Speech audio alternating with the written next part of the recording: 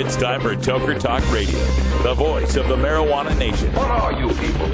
On dope? Where you can toke. I inhaled it frequently. Or you can talk. I experimented with marijuana and didn't inhale. Or you can toke and talk. 10 federal criminal penalties for possession of up to 1 ounce of marijuana. While we talk about toke on Toker Talk Radio. So, by the way, when it comes to pot, if you're 40 years old, you live in a log cabin in Oregon, you got 12 giant pot plants in your backyard, have a ball. Live from beautiful Portland, Oregon at Rolla J Studios. Hey, this is great. Just not cannabis. Plus your calls live at 971-533-7111. They're walking on their pants with their cap on backwards, listening to Enema Man and Snoopy Poop Dog. What's to keep somebody from getting all potted up on weed and then getting behind the wheel? Gateway theory doesn't work. It's a reality. Holland, is it real? Don't tease me. We're locking up people that take a couple of puffs of marijuana, and the next thing you know, they got 10 years. And now, here's your host, the guru of ganja graphics, the sultan of sativa statistics, and the worst nightmare of a reefer mad prohibitionist. A polite, perspicacious, productive pothead with a propensity for PowerPoint. Radical, Russ Belville. Yes, the crowd goes wild. Welcome to Toker Talk Radio here. April 17th, we are 3 days away from 420, the first 420 of post-legalization America. Oh my goodness. There's going to be all sorts of things going on all over the place. It's an apocalypse. An apocalypse, I like that. I want to welcome BBDD321 to the chat room, a new viewer listener. BBDD? BBDD. Oh, BBDD. BBDD. BBDD sounds like no, I'm not going to say it. But welcome to the show. Hope you enjoy it. We're here every weekday, 3 o'clock Pacific to 5 o'clock Pacific, with replays 1 hour after that, so 6 to 8 Pacific. If you're out there on the East Coast, it's 6 to 8 with replays 9 to 11, something like that.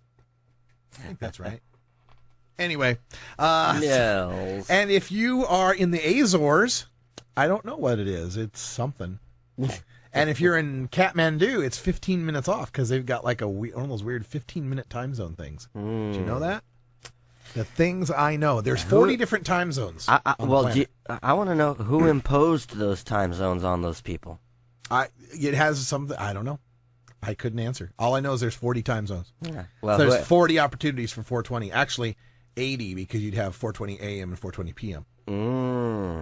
Wow, that's something to think about. 40 420s in a 24-hour period. Yeah. We'll have to hit every single one of them one of these days. We'll see what we can do. We'll have to plan an event. We'll make the map for that. So anyway, on Toker Talk Radio, we keep things kind of loose, and the phone number is 971-533-7111. If you got a comment, a question, a story, a suggestion, go ahead and call in. Let us know what you think. This is what it's all about. We are the voice of the marijuana nation. It's not me, it's we. Yes, and if you want, and our chat room, backstage chat isn't full, you can go hang out back there and see what all these lovely people look like. How many does it let in there? 10 or 12? 10, I think. 10 total? Yeah, so we do this backstage green room chat. It's a video chat thing, and it allows 10 people in at a time. But there's no rule that says you can't make multiples. Yeah. So maybe we'll do that someday. Well, 5 chat rooms all chatting, but none of them can chat with each other. There we go. Lively Libra is telling us that Susan Sarandon says legalize on HuffPost Live this afternoon. Hey, Susan Sarandon's A-OK in my book in every single way. That's nice. Let's just leave it there. I like Susan Sarandon a lot. I did want to comment on a story that I briefly raised an eyebrow at during the news that caught my eye. Let's see if I can find where it's at. And it had to do with this story out of Alaska about, going for legalization in Alaska. This is from the Anchorage Daily News, and it's entitled, Backers of Legalizing Recreational Marijuana Use in Alaska Want 2014 Vote. And I thought, well, that's interesting. That kind of sounds like here in Oregon, where there's a big fight over whether it should be 2014 or should it be 2016. Yeah. Right? Where MPP, the big national group here in Oregon, is saying, no, you got to wait till 2016. Nobody should do anything until 2016. We've got to have an educational campaign. We've got to do a safer style campaign from 2013 to 2015. We've got to build up the support in Oregon to be able to get legalization. And the thing to do would be to wait till 2016 because it'll be a slam dunk. It'll be a slam dunk. We'll be able to get it in 2016. And right? it's a presidential year, so more people will turn out. That's what we're going for. You know, the bigger turnout because everybody's going to be voting on everything. What? So, okay. The locals here in Oregon, though, and I mean the locals, all of them, in an unprecedented stage of cooperation, which I won't give you the whole Oregon marijuana history, but if we don't have that much time. But I could sit and name the people who are sitting at the table together to work together for 2014, and both Brian and I would go, really? They're working with who's working with? They're working with who? Really? So we won't go into that whole drama because that's Mara drama and it's inside baseball. But the locals want to go for 2014 under the theory that we live close to Washington and Vancouver, and all our money is going to Vancouver and all that tax revenue. Yeah, we're the closest state to legalization in the Northwest. B, our Oregonian, the big conservative newspaper that's the largest in the state, that's always made fun of and opposed every marijuana effort we've ever put out. Look, the stoners are trying to get it legal again. Let's write something about that. They've come out and said that the legislature needs to legalize. They've actually put their support behind legalization. Oh, well, looks like we need to kind of turn around a little bit on that thought. And 3, when California passed medical marijuana in 1996, a presidential election year, Oregon didn't wait till 2000, a presidential election year, to get medical marijuana. Oregon went ahead with 1998. And we busted its ass. And busted its ass with Washington and Alaska. Mm-hmm. Under the theory that you strike while the iron is hot. While we've got this momentum, who knows what comes out of Washington and Colorado's legalization over the next 4 years if it turns out really bad. Let's say teen use goes up 35% in 1 year. Oh my God, everybody freaks out. Moral panic. How does that bode for us going for 2016? Let's rename it. Instead of strike while the iron's hot, we're going to say dab while the skillet's warm. Here we go. So when we come back, let me tell you how MPP reacts to Alaska in 2014. We'll be right back.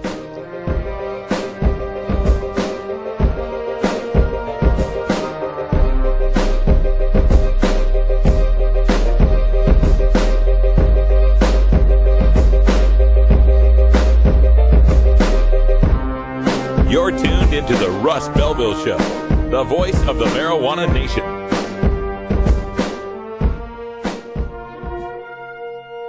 Hi, this is Dan Michaels. If you're looking for professional voice talent for your commercial or podcast, I'm your man. Visit danmichaelsaudio.com for more information.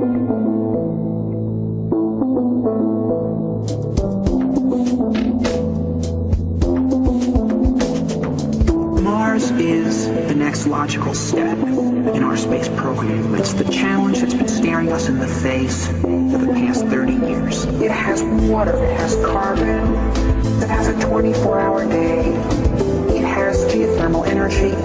Mars is a place we can settle. There is a giant rift in its surface, 5,000 kilometers long. There is a volcano as wide as Arizona. So there's the choice in life. One either grows or one decays. Grow or die. I think we should grow.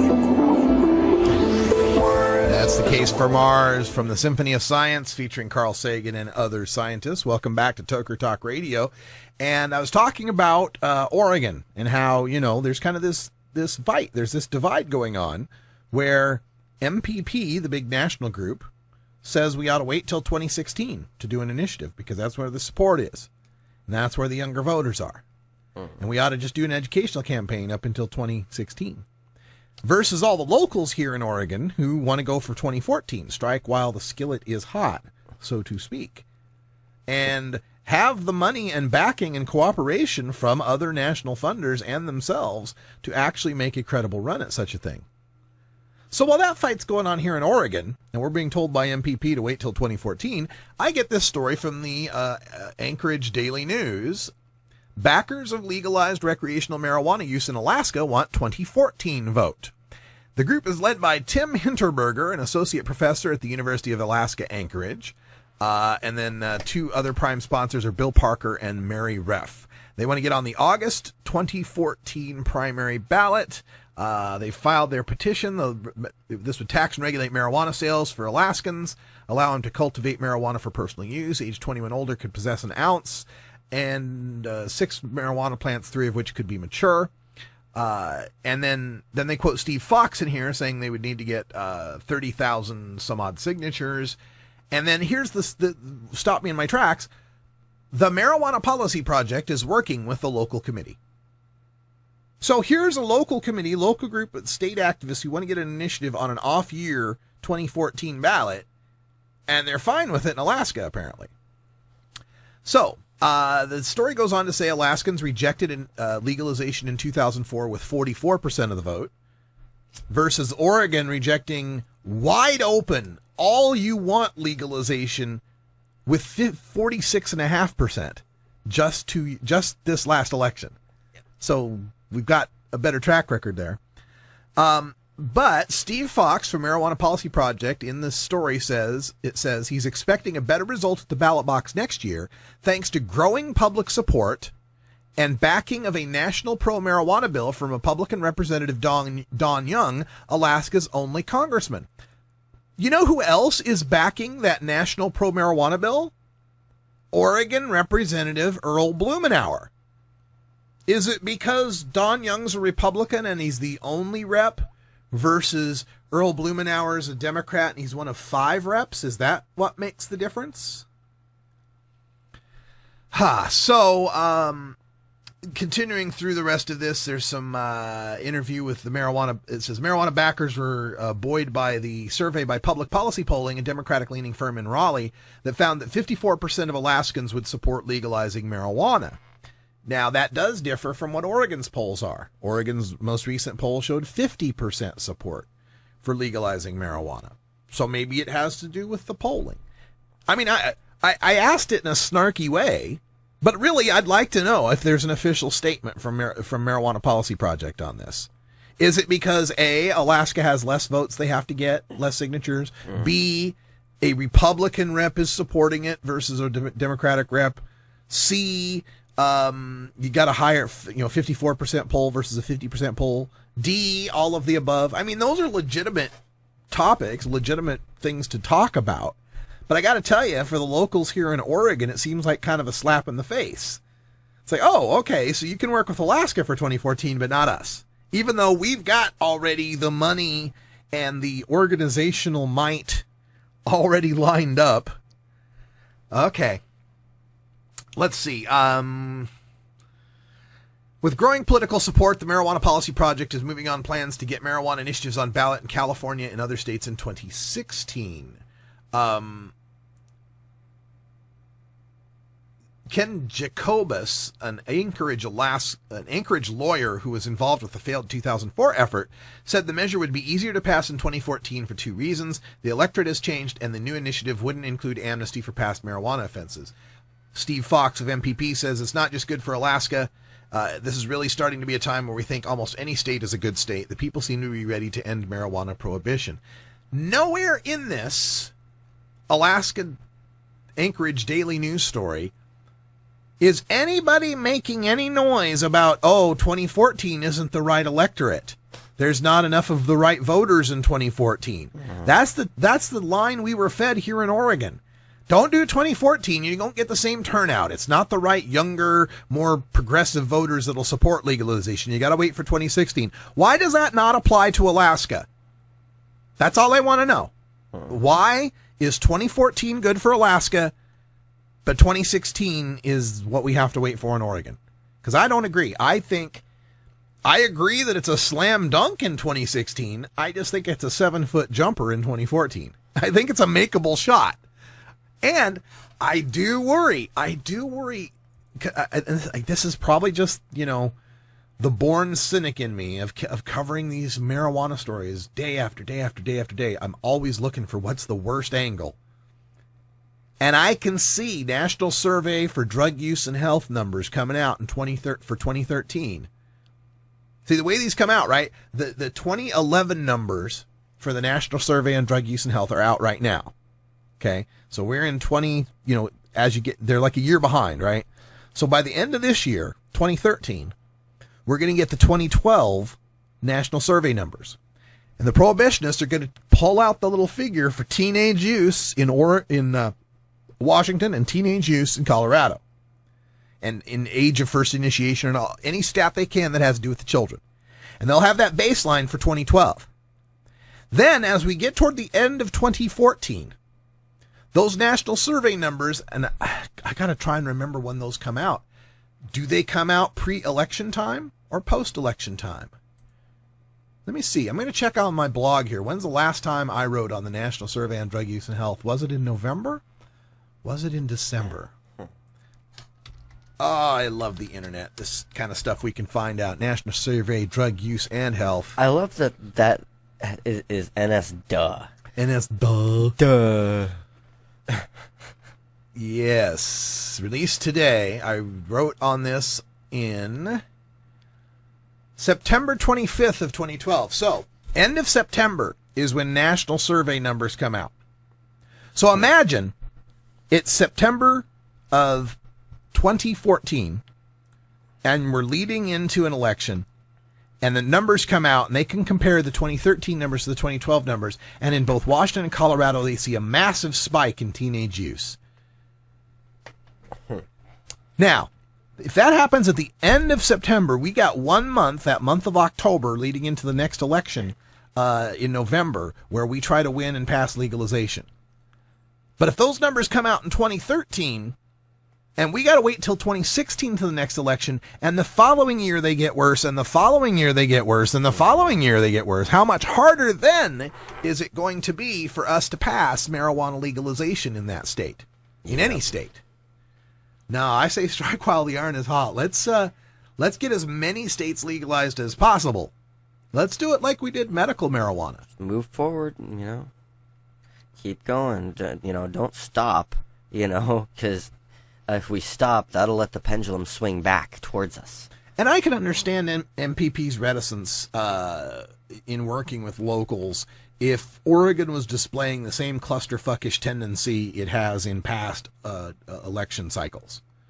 There's this last 2012, we came in, early on in the election cycle with 3 different groups proposing 3 different legalization plans. And then they all got together and polled on it and said, hey, whatever polls best, let's go with that. And they found out what polls best, and they all disregarded all that and still went ahead with all 3 of them. So yeah, if that were the FUBAR atmosphere of 2012, I would be reluctant to want to work with any of those cats for 2014 as well. But that's not the scenario here. Believe it or not, the locals in Oregon learned their lesson.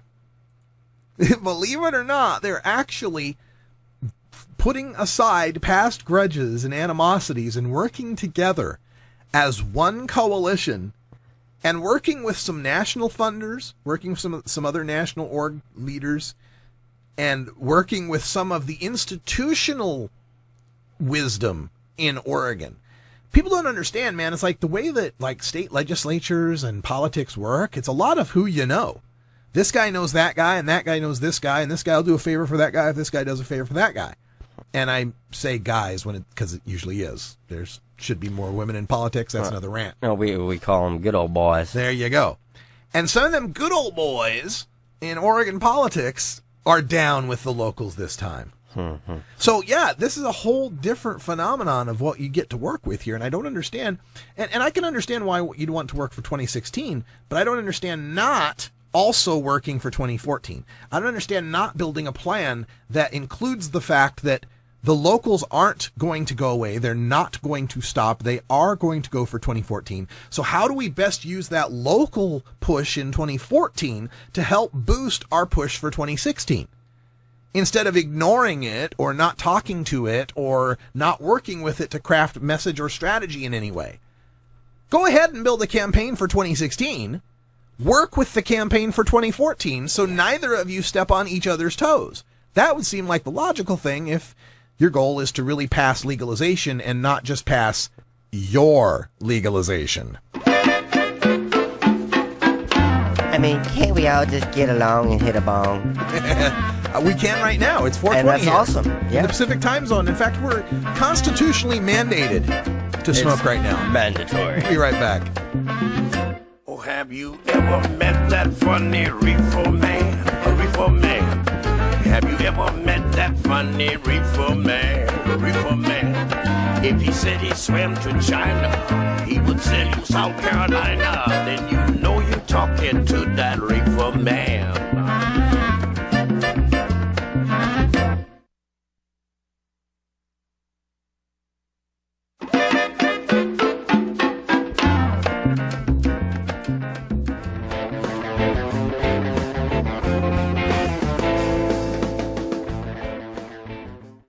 On an all-new intervention. Mark, welcome home. Please come, join us. Mark hasn't smoked weed in about 10 days, and I'm worried about him. I can't watch him destroy himself. I'm fine, okay? This is none of your business. Shh. Come, Mark. We're only here because we care. I'm in control. That's what they don't get, is that I can start smoking weed anytime that I want to. I just don't feel like it right now. At first he was, just skipping a day here and there. But then it got more and more consistent, and then he just wasn't smoking any weed at all. Mark, we haven't smoked a joint together in like 3 weeks, man. I don't know who you are anymore. Your short-term memory is incredible. I just can't sit back and watch someone destroy their own lives with horrible decisions. See you guys. Stupid, I'm getting out of here. Hey. Don't touch me! It hurts me a lot, What do you do for someone that you care about that is ruining their own life? What do you do?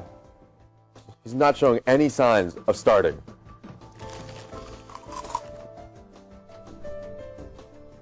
Intervention on A&E.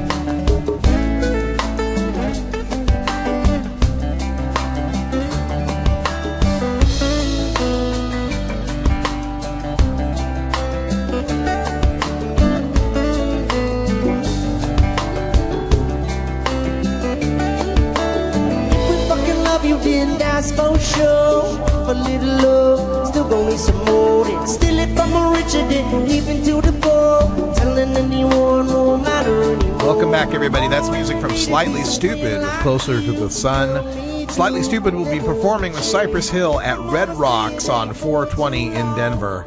It's a sold-out show. I don't even have a ticket. I'm not even going to be able to make it, but it will be a great show for many. And Red Rocks, it's outdoors, man. You might be able to find someplace outside and still be able to hear it, be able to enjoy yourself in a state where marijuana use is legal. Bago Schwago says, I want Brian's wardrobe. He has a pot leaf a day on his shirt. If only there were a way he could get that shirt. Well, there is a way he can get the shirt. What? Tell us all about it. He can at least try and get a black one that's in a extra or extra large size. And that's on our 420radio.org store. So you can just go there, and if we've got the right size for you, then go ahead and add it to your shopping cart and buy it and help support us. There's also some Herb Thrasher shirts up there as well. And coming soon on the store, we will have 420 Radio stickers and Russ Belville Show stickers. And eventually stickers for all the shows. That's eventually where we're headed with this. So we will let you know as soon as that's available. Because stickers are cool. Our phone lines are open at 971-533-7111. We got a call coming in right now from the 617 area code. You're on the air. What's up? Hi, guys. It's Amber in It's Boston. Amber in Boston. We love Amber in Boston. Ever since the terrible events of the past couple of days, I've been thinking about you, Amber in Boston. How are you? Doing okay. We weren't really affected personally by it, but certainly, wow, just living here now. And, you know, I'm not originally from here. I moved here from Louisiana, so it's crazy just being here and actually knowing it happened so close to, you know, where I live and work. And really, was it you worked down there by that Boylston Street area? Well, it's more closer to where my husband and I work and go to school. We fortunately live out of that kind of downtown area, but you know, we certainly go in that vicinity on a daily basis. So, how's it affecting? yeah, How's it affecting just day-to-day life? I mean, like difficult to get on trains or get around the town, or lots of armed guards, or what? Yeah, there have been Army people.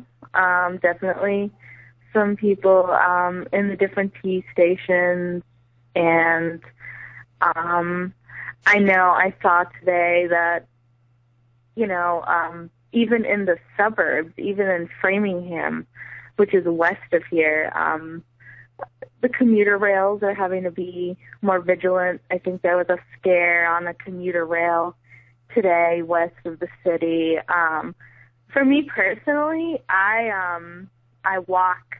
I have to cross Boylston Street, which is, you know, where Copley Square is. I have to cross it every day, and I have a seeing eye dog, and so she and I have been kind of maneuvering our way around the barriers, and but luckily people have been really nice and you know, have helped me out personally. But so I feel like that's the thing too, you know, the locals and just everybody has really reached out to one another, so that's kind of nice to see. Oh yeah, we were all amazed, the footage that we got to see of people running toward the blast, people running in to help, you know, not even thinking that, you know, 2 bombs went off, that could mean there's 3 or 4 or 5. But no, they ran in to help other people first thing they could, and that was pretty amazing to see.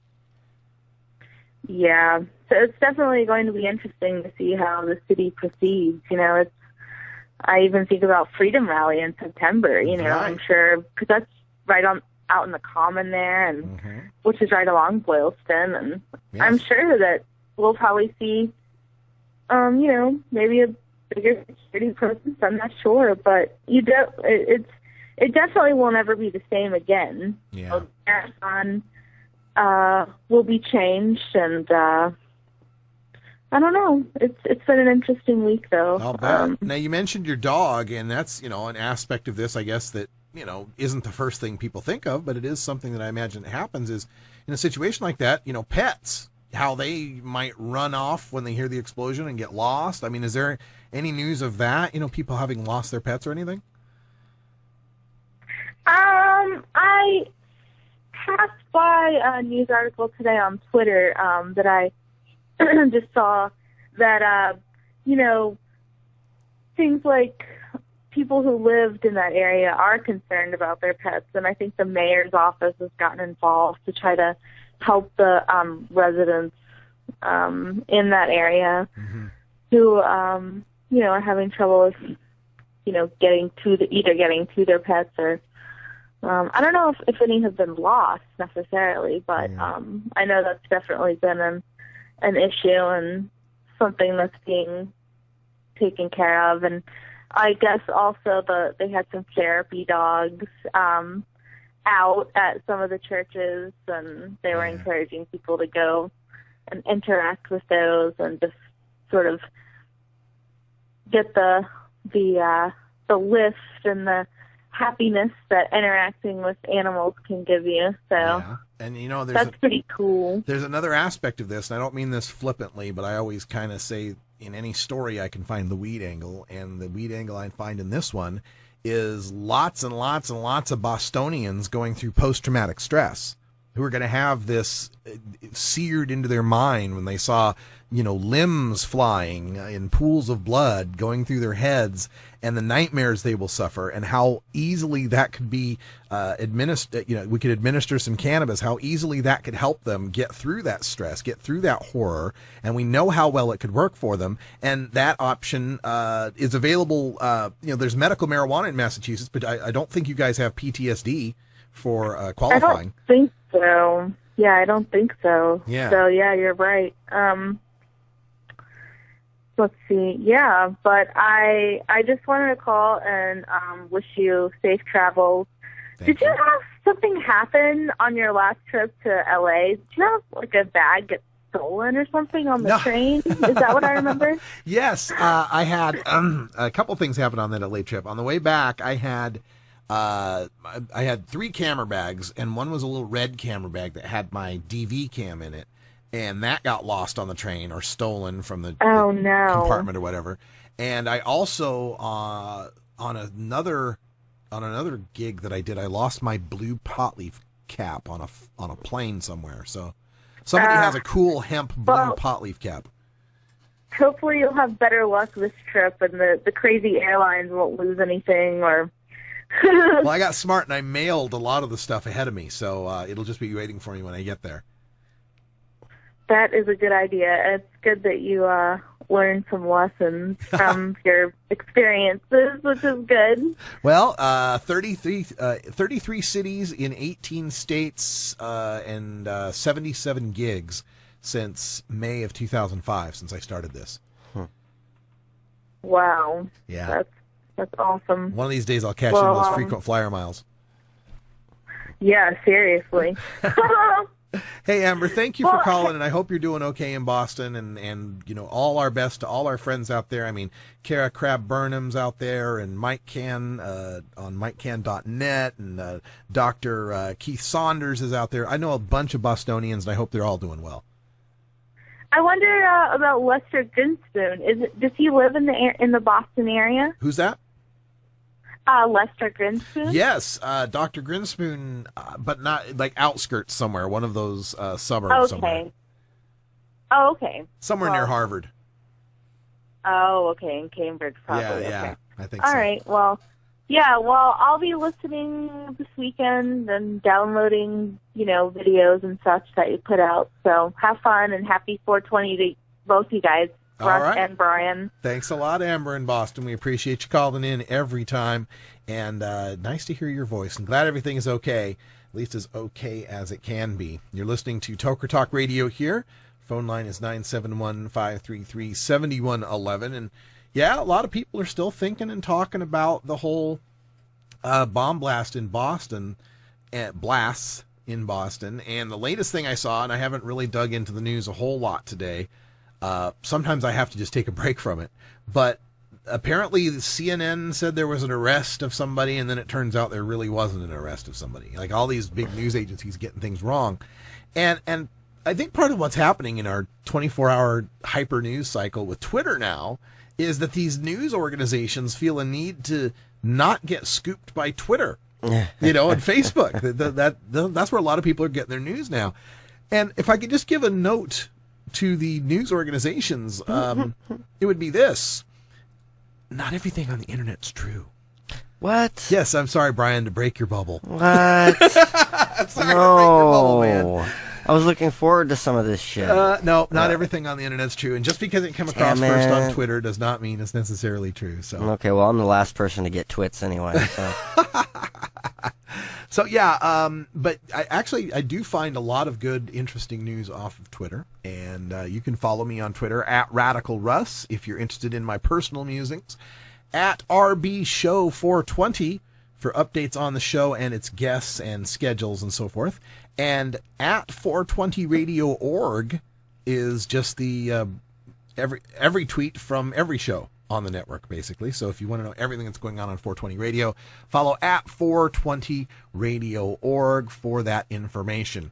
When we come back, we have got new stuff from Gil Kurlikowski. That's right, Gateway Gil, our drug czar, working to make America drug-free. Oh, Gil. We'll see what he has to say when we come back. You're listening to Toker Talk Radio on 420radio.org.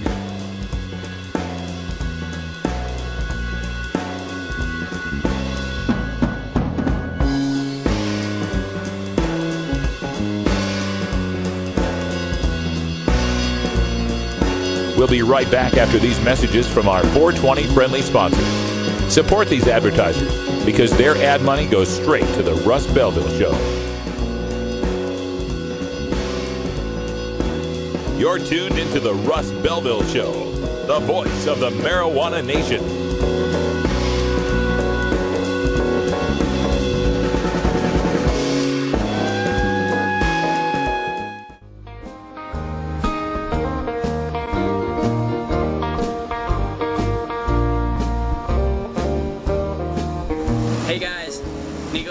High Times Magazine here with another video grow tip of the week. We're here in a little hydroponic garden. It's a very manageable operation. Some of you might be doing something similar at home or thinking of it. And we just wanted to show you a little bit about the feeding system, the irrigation system, if you will, that they've implemented in this grow room. Because it's one of the more popular varieties these days. It's very simple. It's a top feed hydro system. And if you just look right down here in the pot, you'll see right at the top they're using top hatch spray emitters staked into the medium, and they just are fed by spaghetti lines, and they just do a little top feed. They just spray 360 degrees all the way around. It gets even penetration. And this grower, he does it very simply. They just water for about 2 minutes per day. That's all it takes, 2 minutes per day. They got 4,000 watts running in this room, and it's going to yield somewhere around 7 pounds. And they're using a nutrient line called Black Label Nutrients. It's very simple, and it's amazing that they get these yields. If you look, the NPK ratios are very low, and with a feeding regimen of only 2 minutes per day, but you still see the weight, the chunkiness of these buds. This is an OG pheno. It's in week 7. It'll go just past 60 days, I believe, and the yield is epic. So there you go. If you're thinking about doing some hydro, check out some top feed systems. Spray emitters are great. And you want to find a nutrient line that has a minimalistic approach. You know, something that's not going to clog up your spaghetti lines. It's going to get, you know, just the right amount of nutrients to the plants so that they're happy and healthy. And man, all I can say is I wish they were coming down today, but they're not. See you guys later. Nico out. Through the water, in the sky. Fun, fun, fun, fun, fun.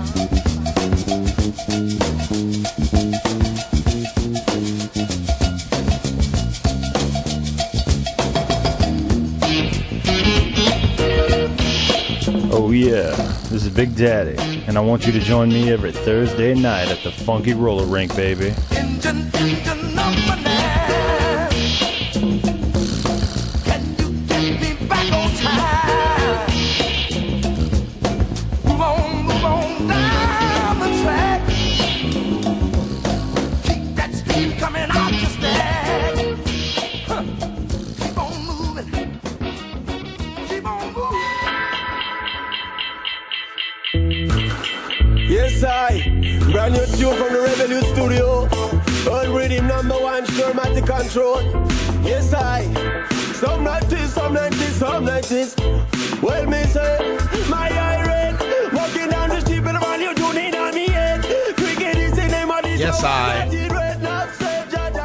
My eyes are red, but not as red as Brian the Red, a.k.a. Red Eyes, host of Red Eyes Reggae Flashback. What an amazing segue to talk about tonight's program. Oh yeah, I got some good stuff up for tonight, you know, some newer stuff, some older stuff, but all good reggae. All good reggae, no crap. Yeah, well, you know, I don't like crap, so I try not to share it. There will be no crap. And no repeats. What are we going on, show 26 now? No repeats? 26. I think, actually, before I got my master playlist, I accidentally repeated two songs, maybe 3. But 2 or 3 repeats. Come on, give the kid a break. An average of 15 tracks per show, you know. I cram the reggae into that hour, man. You come out with and if a you lesson, don't think you get the most reggae per hour, we'll give you your money back. Oh, wait, it's free. Oh, yeah. But actually, it doesn't have to be free. You can support us by going to 420radio.org/VIP memberships, VIP-memberships. Or just go to 420radio.org, look for where it says support us. This is the only reason we're here. This is completely listener-supported public radio. Yeah, volunteer-based, That's it. Basically. Donation-based. Yeah, donation-based. All sorts of... Yeah, I donate my time, Right. So, keep supporting us, and we're slowly building to the point where we'll be able to spread the wealth. It'll be a good thing.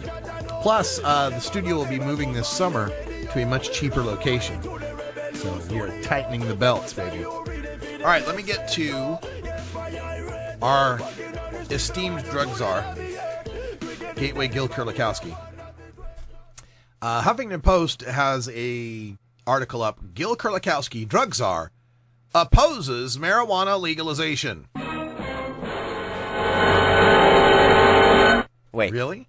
Really? A drug czar would oppose legalization? Maybe because it's written into the actual statute. Like, that's their legal job description, is to oppose the legalization of any substance in Schedule 1 for any purpose. It's his job. He can't not oppose marijuana legalization. Gil Kurlikowski, drug czar, opposes marijuana legalization is like writing, Benny the trash man picks up trash. The sun came up today. Yeah, this is part of the job description, right?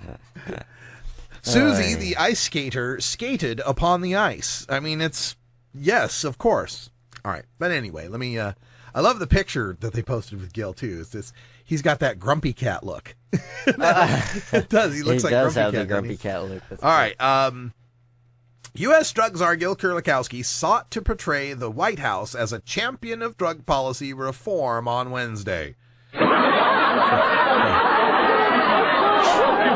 Champion of reform? While staunchly opposing marijuana legalization and leaving unanswered questions about how the Justice Department will handle legalized recreational pot in Colorado and Washington. Kurlikowski gave a speech and he said, quote, "The Justice Department's responsibility to enforce the Controlled Substances Act remains unchanged. Neither a state nor the executive branch can nullify a statute passed by Congress." Okay, let me just address that. He's right. A state cannot nullify a statute passed by Congress. Neither Washington nor Colorado can pass a law that says federal prohibition is over. You're absolutely right, Gil. They can and did pass laws that said Washington and Colorado prohibition is over. Yeah. Well, not exactly. I mean, they still prohibit possessing more than an ounce. And yada. Let's leave that for another day. Washington and Colorado passed laws that said, hey, you got an ounce, we ain't got no problem with it. We can agree to that, right? Okay. So, neither a state nor the executive branch can nullify a statute passed by Congress. You're right, Washington and Colorado cannot repeal federal prohibition, but they can repeal their own prohibition. And the 10th Amendment pretty much guarantees, along with a lot of court decisions that back it up, that the Congress and the federal government and the executive branch cannot force a state to enforce a federal law or to agree with a federal law. You cannot force a state to prohibit that which the federal government prohibits. So you're kind of stuck there.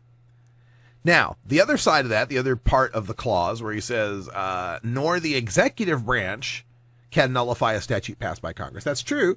The president, the executive branch, the DEA, the attorney general, etc., cannot end federal marijuana prohibition. But what they can do is direct the rescheduling of marijuana under the statute passed by Congress. The Controlled Substances Act of 1970 explicitly grants the authority to the administrator of the DEA, the head of the Department of Justice, and the head of the executive branch, aka the President of the United States, the ability upon an executive order to reschedule marijuana. It's perfectly doable.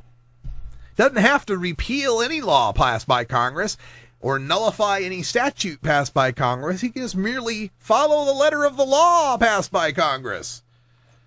Oh, Gil. All right, let me get his other part in here. He says, quote, Nor should we lose sight of the fundamental fact that using marijuana has public health consequences, and the most responsible public policy is one that restricts its availability and discourages its use. Really? When did we start restricting the availability of alcohol and discouraging its use? I'm trying to... Because that would be the responsible public health policy, right? That's a fundamental fact, according to our drug czar. The most responsible public policy would be to restrict the availability of alcohol and to discourage its use. How come we're not seeing the government commercials that tell us not to drink alcohol?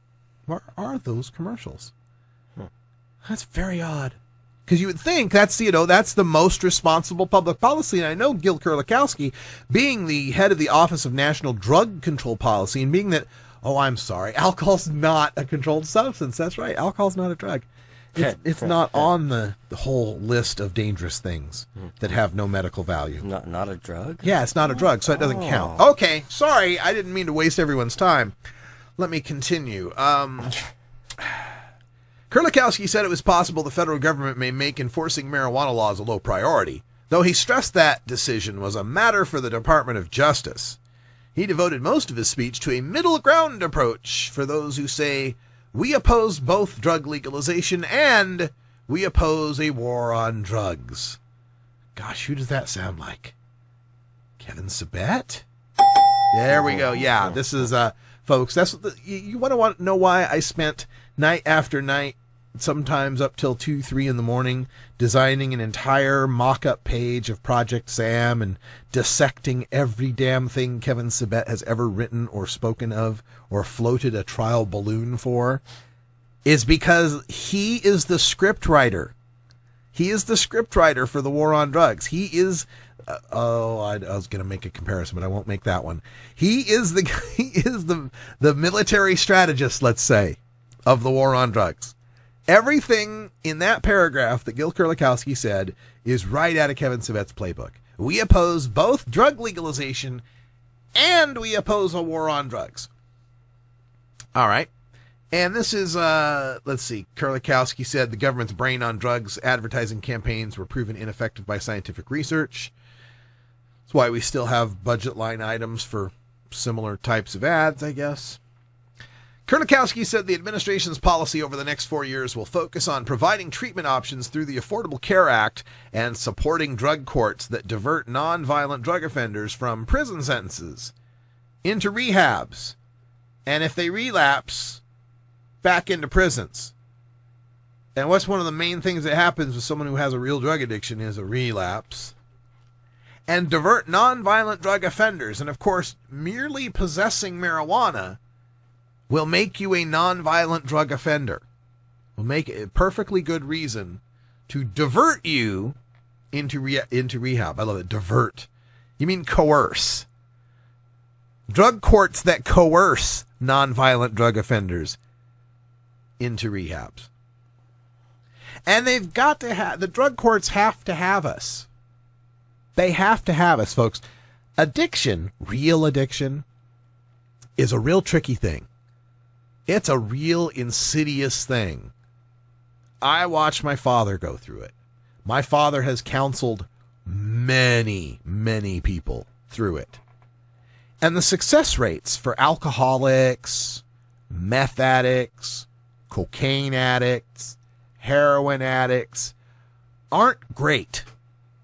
And it really doesn't matter a whole lot which method, whether you're doing 12 steps, whether you're doing religious-based programs, secular program, inpatient, outpatient, relapse rates are high. When people have a real physiological, serious disease drug addiction. But not so much for weed. When you smoke weed and then suddenly someone says, hey, I'm going to throw you in a cage if your pee turns dirty, you can stop smoking weed. Yeah. It's pretty easy to do. I think I'll stop smoking weed now. It'll leave you alone. It'll leave you alone. That's right. I love that line. It'll be waiting for you when you get I'll be over here as soon as your tests are over. Yeah. You just go ahead and do what you got to do, and then we'll get this thing done. So you take them out of the mix. You take them out of the drug court success stories, you take them out of the statistics, and suddenly the success rates of drug courts and drug rehabs don't look so good. And this is a hypothesis of mine, by the way, but when I have a moment, I am going to dig into some databases and test my hypothesis. Just something I can feel in my gut, but I'm telling you, I will find the statistics to back it up. But I am so sure of it. Drug courts and drug rehabs, their success rates would plummet when marijuana is made legal. When people are no longer forced to go into a rehab they don't need and easily succeed beating an addiction they don't have. It's going to really mess with their statistics and therefore their funding. And that's why you're seeing the Kevin Sabets and the Christian Thurstones and Patrick Kennedys, all these people that have monetary ties to ensuring a steady stream of non-addicted people to their pseudo-psycho-babble. That's why you're seeing such a push for these drug courts and rehabs.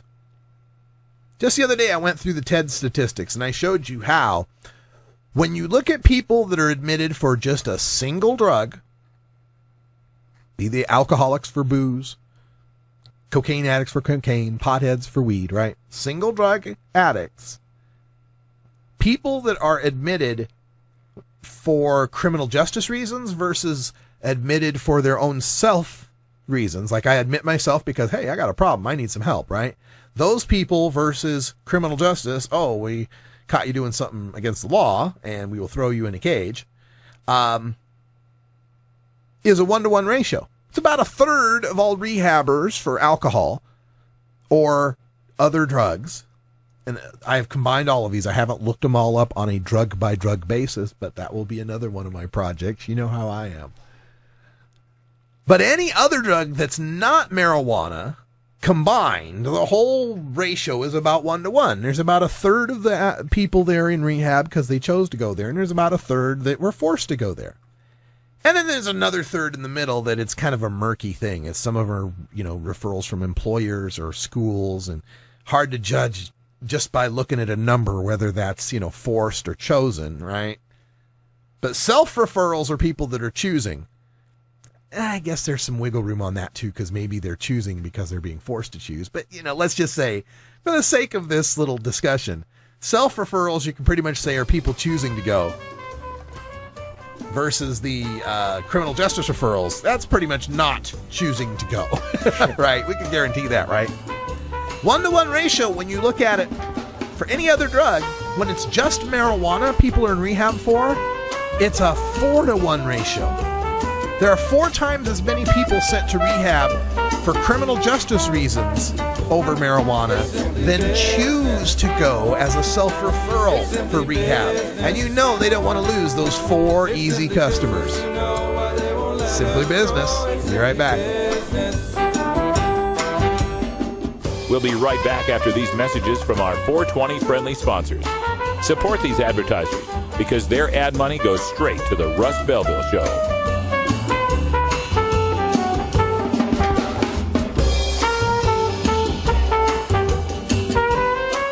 You're tuned into the Russ Belville Show, the voice of the marijuana nation. It's simply business. It's simply business. It's simply business. You know why they won't let us grow. It's simply business. It's simply business. You know why they won't let us grow. It's simply business.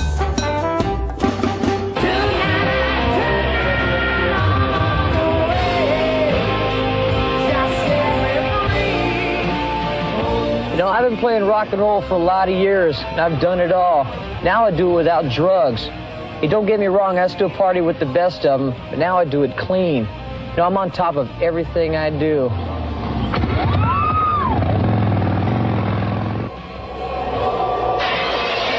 That's right. Vince Neil's on top of everything he does, everyone he does. Welcome back. It's Toker Talk Radio. And I'm going to get back to Kurt Lukowski here in a second, but I must pounce on this idea from our chat room. Die Stick. well played. Lieber was talking about, in 12 steps, right? When you're in 12 steps, you get these little trinkets. And I have a couple trinkets, and I better get these out for this talk too. So anyway, in 12 steps, you get these little trinkets for when you're sober, right? Like you get your day thing. Oh, did I get you? Sorry about that. Yeah, they give you these little chips for chips. That's what they call them. For like a month sober, 60 days sober, 90-day chip. 6 month chip, year chip. Yeah, and they got like 5-year chips. Oh, yeah. And it's like, they've got, 10, 20, 30-year chips. Sure. So Tie Stick said in the chat room, he says, I want a 20-year stoned pin. Yeah. A chip for you. I got my 20 years as a toker, right? But I mean, who's going to verify? I'm verifying it. I declare myself the sole authority. Yeah. Because, like I usually do. No, I'm just talking about like a merch thing. Yeah. I'm jumping on this. A 420 radio certified, 20-year stoner pin. Certified. 10-year stoner pins. Yeah. Well, the 20-year is better for 420, Well, that leads me to my show and tell. Oh, yeah, here we go. Because I got these 2 coins relatively about the same time, actually. Actually, it's the same gig. This one is from LEAP, our friends at Law Enforcement Against Prohibition. Let's see if the camera will focus on that. Yeah, there we go. So this is End the Violence, LEAP, Law Enforcement Against Prohibition. The 10-year coin. It's like the LEAP 10th anniversary coin. Diane Goldstein of LEAP gave this to me. And the back features a little liberty there. And Law Enforcement Against Prohibition, right? Nice hefty coin there. So we do something like this, right? Like 10-year, 20-year stoner, 5-year stoner. And the other coin I got, I like this one. Just has, live free or die, but it's not from New Hampshire. It just says live free or die. And it's a copper coin with a serrated edge, right? So it's like a big, huge quarter, right? But it's called a barter trade token, right? It's copper and it weighs an ounce. Weighs exactly an ounce. Gosh, that could be useful in certain circumstances. So yeah, why not? Let's make 5-year stoner, 10-year stoner, 20-year stoner, 30-year stoner, or toker. We'll call it toker. I prefer the name toker. Here's why. I'm not opposed to stoner or pothead.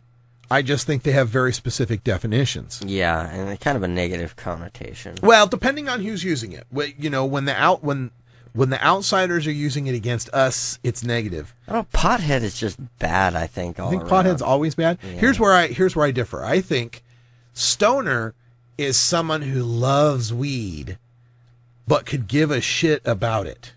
Right? They love smoking it. They love being high. But they don't care about the politics, the plan. As long as they can get it, it's fine. Right. I'm a stoner man. I smoke weed, the don't give a rest shit. Of it. Yeah. Spicoli from Fast Times at Ridgemont High is a stoner. Yeah. Right? Pothead, though, is someone who not only loves weed, but fucking loves weed. Loves everything about it. Loves that it's a plant, loves the strains, loves the politics, loves everything about it, right? Slater from Dazed and Confused. He was a pothead. That's a pothead. He's got the whole, Martha Washington speech and all that shit, right? Yeah. I don't know. You don't know? It's up in the air. We'll discuss again tomorrow. Think about that. I didn't get back to Gil Kurlikowski, so screw him. So I guess I'm a pothead by that definition. I'm a pothead. But I like toker because all toker is someone. Toker connotes someone who likes to smoke weed without associating whether or not. It's the agnostic. I'm in between there. Yeah, I'm an activist or an advocate. Yeah. All right. Well, that's all the time we got for today. Coming up next, replay of Sample My Funk, Big Daddy Fink's Funky Roller Rink. It's your last chance. Get the first 6 hip-hop tunes written down, and you can win an Herb Thrasher t-shirt. For Brian the Red, I'm Radical Russ. Thanks for joining us, and until next time, take care of each other, tokers! This is the Russ Belville Show. The Russ Belville Show is blogging and podcasting daily at radicalruss.com. plant it, you grow it, you dry it, you roll it, you smoke it. You take a seed, you plant it, you grow it, you dry it, you